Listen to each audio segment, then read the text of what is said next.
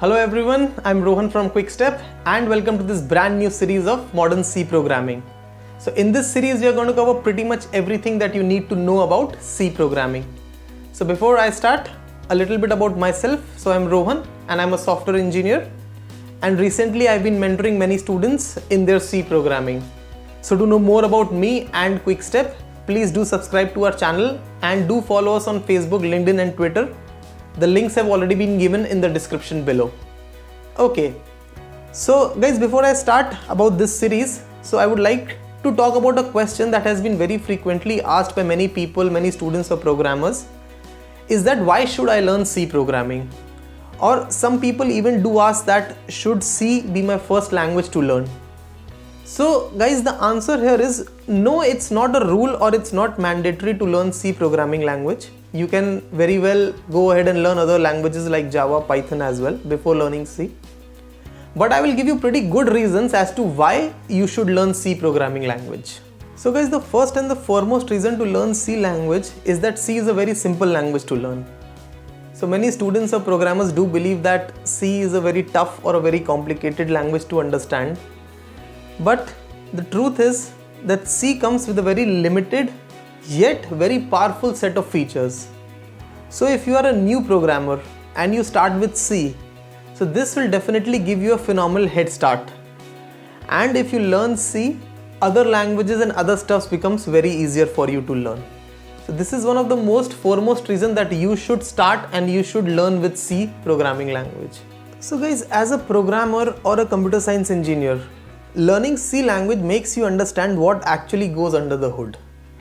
So one of the features of C programming language is that when you program in C, you have to take care of managing your memory efficiently. You have to take care of all the error handling because C does not come with any exception handling framework. So what happens is that by doing so, it creates a great sense of responsibility in the head of the developer. So he is able to code very efficiently and much better. So after learning C, if you go and move ahead to other languages like Java or Python and you code there, so you will definitely be able to code much better and much efficient code because you would understand what things go in the lower layer and how things are managed in the lower layers. So when you understand what happens under the hood, you will be able to realize when things go wrong before the damage is too great to be rectified. So if you're really interested to know what happens under the hood and how things function, so I think C is the language that you should definitely learn. So another reason to learn C language is that C is one of the most widely used languages. So some of the most common products are like the operating systems, the compilers, the databases, the embedded softwares. So most of them are developed in C language itself. So having C language in your bucket is definitely an added advantage and an added bonus for you. So I would recommend you to definitely learn C programming language. So the question arises here is that why is C still so popular language?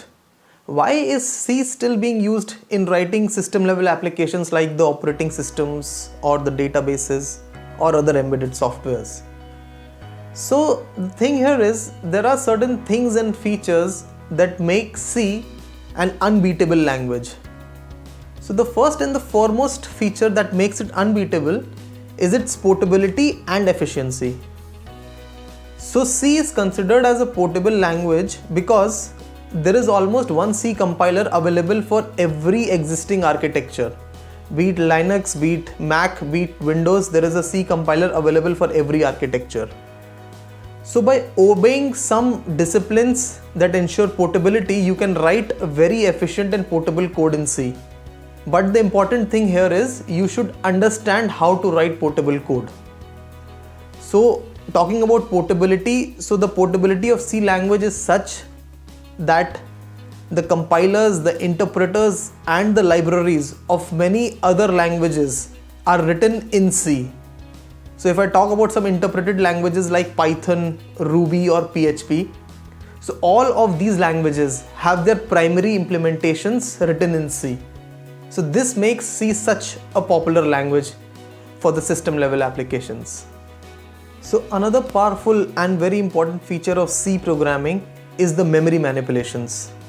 So one of the very strong reasons that C is so widely used is because of its flexibility for the use of memory management. So the direct memory address access and the pointer arithmetic. So these are the key features that make C programming fit and the best for system programming. So being so close to the hardware, it brings in a lot of efficiency and a lot of speed to it. So this is the reason that all these system level programming is done in C itself. So guys, now we understand why it is so important to learn C programming language. So in this series, I'll be showing you how to write good and efficient code in C programming. So this series is pretty much for anyone and everyone who wants to learn C programming. So I'll be starting with the very basics of C programming, and subsequently I'll be covering all the core concepts of modern C. So when I say modern C, it means I'll be covering all the features of C99, C11 and the C17 standard. So I'll try and make this series as interesting as possible for you all. And if you all have any suggestions or feedbacks, please do mention those in the comment sections below. So until our next video, stay safe and stay healthy. Goodbye.